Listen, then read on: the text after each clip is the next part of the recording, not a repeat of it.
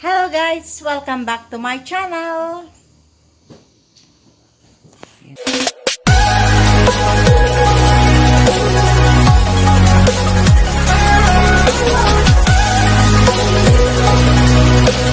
Hello everyone! My topic for today is about duct cleaning. Here in Canada, every homeowners are responsible for their own duct cleaning every 2 to 3 years.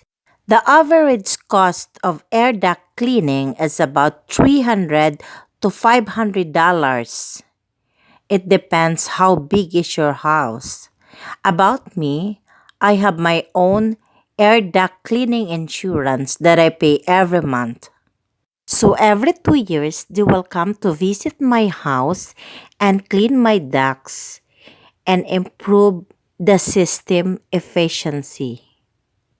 And of course, I prefer to have my air duct cleaning done before the winter comes so that my heater will works very good. So here it is guys, watch out.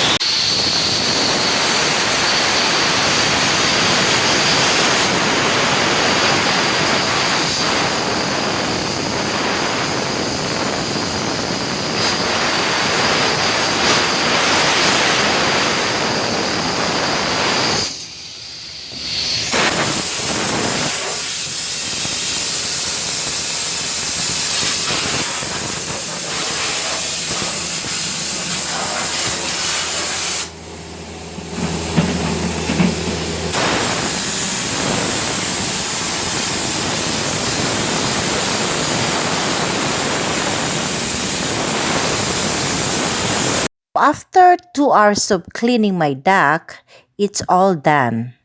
That's all for now. Thank you for watching. Please don't forget to click like, comment below, and subscribe my channel.